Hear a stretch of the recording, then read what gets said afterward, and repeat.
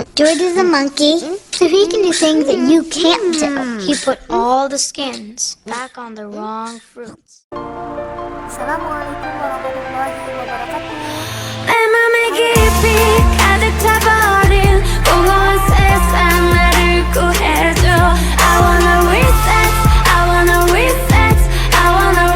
Saya Berdiah dari Biologi A semester 5. Di sini saya sudah membuat media pembelajaran interaktif. Ya sebenarnya sih jauh dari interaktif ya, yaitu berupa PowerPoint untuk memenuhi tugas mata kuliah multimedia pembelajaran biologi. Baik teman-teman, materi yang saya buat mengenai pembelajaran biologi SMA kelas 12 sesuai dengan SK dan KD KTSP 2006, di mana standar kompetensi ataupun SK-nya menjelaskan proses metabolisme sebagai reaksi enzimatis dalam makhluk hidup. Adapun KD atau kompetensi dasarnya yaitu mendeskripsikan fungsi enzim dalam proses metabolisme. SK dan KD ini memiliki tujuan ataupun indikator yang ingin dicapai oleh siswanya, yaitu pertama, menjelaskan struktur enzim, kedua, yaitu menjelaskan cara kerja enzim, ketiga, mendeskripsikan sifat-sifat enzim, dan yang keempat, menjelaskan faktor-faktor yang mempengaruhi kerja enzim.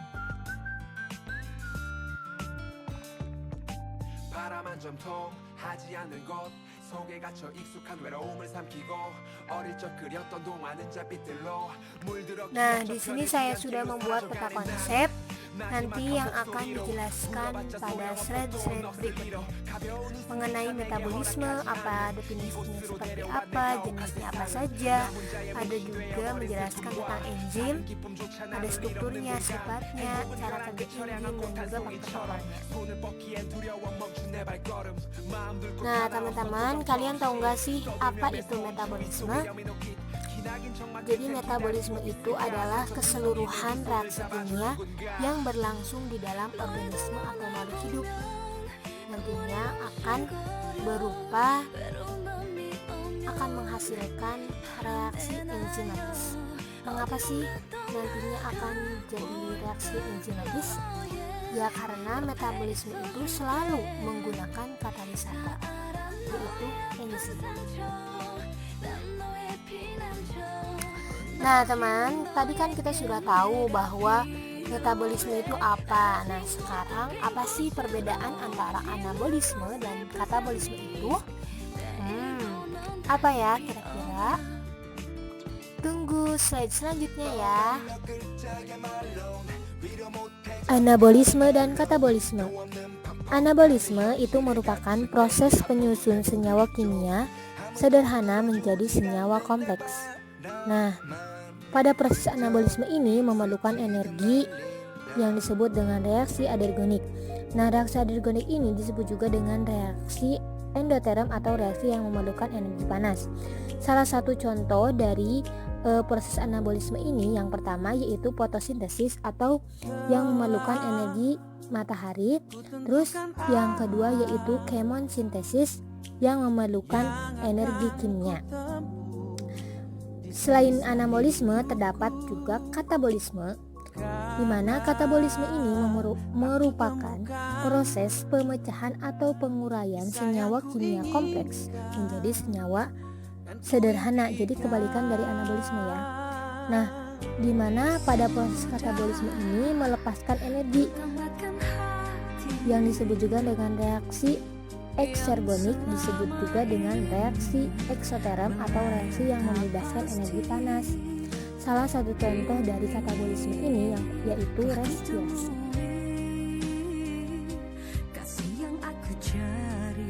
Nah, baik kita lanjut kepada pembahasan enzim. Apa sih yang kalian ketahui tentang enzim?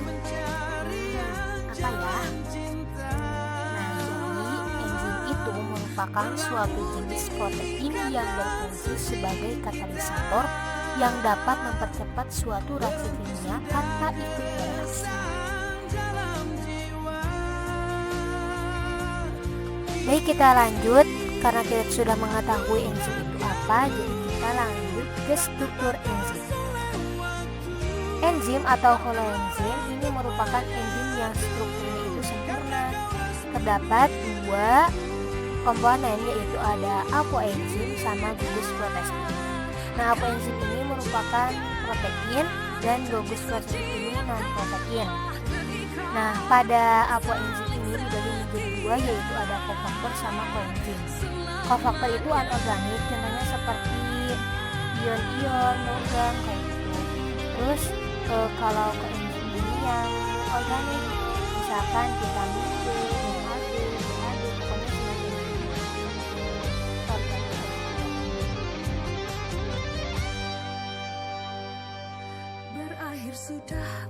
Kita lanjut kepada sifat-sifat enzim. Yang pertama yaitu enzim adalah termolabil. Enzim sangat dipengaruhi oleh suhu. Enzim memiliki suhu optimum untuk dapat menjalankan fungsinya. Nah, umumnya pada suhu 37 derajat Celcius, jika pada suhu ekstrim bisa merusak enzim. Enzim inaktif di suhu di bawah 10 derajat Celcius, sementara akan denaturasi pada suhu lebih dari 60 derajat Celcius. Yang kedua yaitu enzim merupakan biokatalisator. Bersifat biokatalisator yaitu enzim adalah senyawa katalis yang mempercepat sebuah reaksi kimia tanpa ikut bereaksi. Sedangkan enzim itu berasal dari organisme, maka disebut juga sebagai biokatalisator. Yang ketiga yaitu enzim bekerja secara spesifik. Enzim akan mengikat substrat yang mampu untuk berkaitan dengan sisi aktif enzim. Nah, sifat spesifik ini enzim disebut dijadikan sebagai dasar penamaannya. Nama enzim ini juga biasanya diambil dari jenis substrat yang diikat atau jenis reaksi yang berlangsung. Yang keempat yaitu enzim dapat bekerja bolak-balik. Enzim yang memecah senyawa A menjadi B, juga enzim membantu reaksi membentuk senyawa B menjadi senyawa A. Nah, yang terakhir yaitu enzim dipengaruhi oleh pH. Enzim tersebut bekerja pada suasana netral 6,5 sampai 7 pH-nya tuh. Tetapi beberapa enzim optimum pada pH asam seperti pepsinogen ataupun pada pH yang basa seperti tripsin.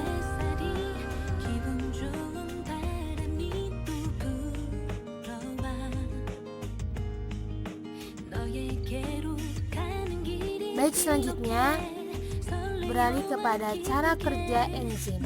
Cara kerja enzim dalam mempercepat reaksi kimia adalah dengan cara berinteraksi bersama substrat. Setelah itu, substrat tersebut akan diubah menjadi sebuah produk. Nah, apabila produk enzim akan dapat melepaskan diri dari substrat tersebut. Hal tersebut dikarenakan enzim tidak dapat bereaksi dengan substratnya. Salah satu cara enzim yang pertama yaitu enzim mengkatalisasi reaksi dengan menurunkan energi aktivitasnya. Bisa dilihat gambarnya di sana. Baik, kita lanjut kepada cara kerja enzim. Terdapat dua teori yang menggambarkan bagaimana cara kerja enzim, yakni teori gembok kunci dan teori induksi. Pada teori gembok kunci, penemunya teori ini adalah Emil Fischer pada tahun 1894. Teori ini menyatakan bahwa enzim mempunyai bentuk tertentu yang hanya sesuai dengan jenis substrat saja, dan juga menyatakan bekerjanya itu secara spesifik. Artinya, hanya substrat yang punya bentuk yang sesuai dengan spesifik dapat berhubungan dengan enzim tersebut. Nah, enzim diilustrasikan sebagai kunci dan substrat sebagai gembok ini karena gembok dan kunci akan mempunyai kecocokan sisi yang sama untuk bisa membuka ataupun sebaliknya. Oleh karena itu, teori Fischer ini menyatakan sebagai teori gembok dan juga kunci. Selanjutnya yaitu teori induksi. Penemunya yaitu Daniel Koslan pada tahun 1958. Dia menyatakan bahwa sisi aktif enzim lebih fleksibel dalam menyesuaikan substratnya. Kemudian, sisi aktif enzim dapat berubah menyesuaikan dengan substratnya. Artinya, hanya substrat yang mempunyai titik-titik penyekatan yang spesifik sama yang akan menginduksi sisi aktif dari enzim sehingga cocok atau membentuk seperti substrat.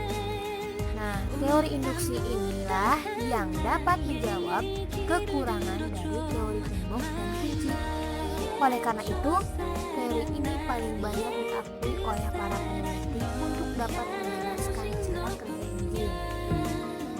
Bisa dilihat gambarnya dari teori tembok dan kunci dan juga teori dari ketetapan induksi. Baik, kita lanjut kepada faktor yang mempengaruhi kerja enzim. Faktor yang pertama yaitu suhu.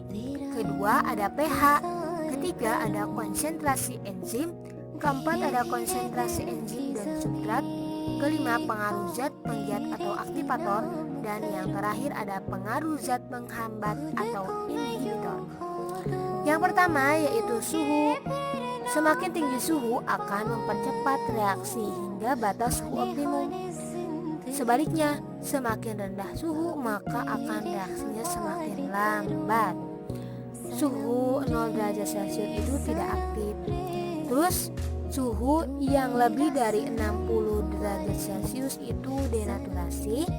Sedangkan suhu 37 derajat Celcius ini bekerja secara optimum. Yang kedua yaitu pH. pH akan berpengaruh sisi aktif dalam penggiat substrat. Ketiga, ada konsentrasi enzim. Nah, berpengaruh terhadap kecepatan reaksi adalah berbanding lurus. Artinya semakin tinggi konsentrasi, maka makin cepat reaksinya. Keempat, ada konsentrasi enzim dan substrat.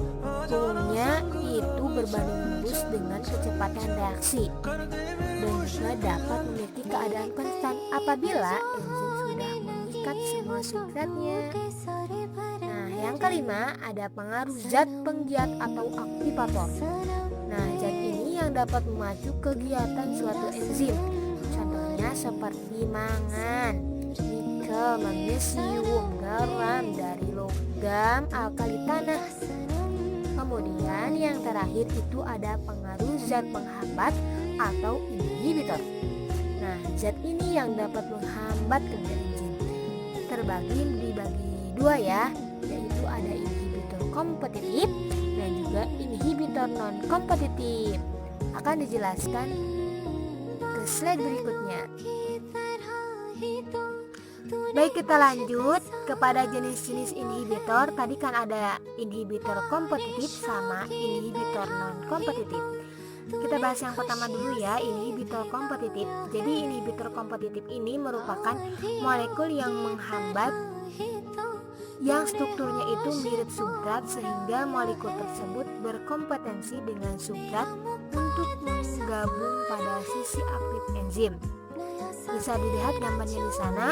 Contohnya itu seperti sianida bersaing dengan oksigen untuk mendapatkan hemoglobin pada rantai akhir respirasi ya. Nah, inhibitor kompetitif ini dapat diatasi dengan penambahan konsentrasi substrat.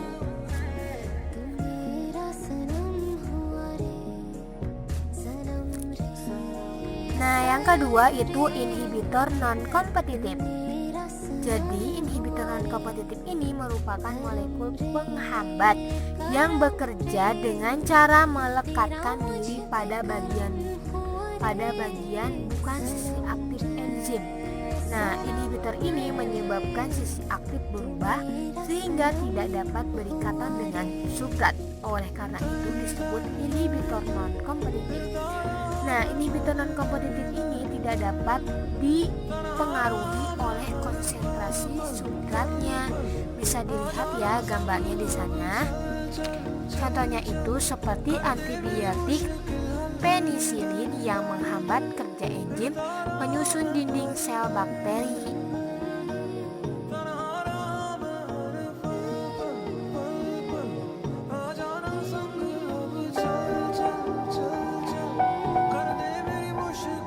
Like a small boat on the ocean, sending big waves into motion. Like how a single word can make a heart open. I might only have one match, but I can make an explosion.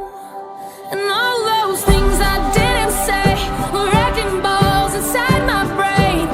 I will scream loud tonight. Can you hear my voice this time? This is my fight song. Take back my life song.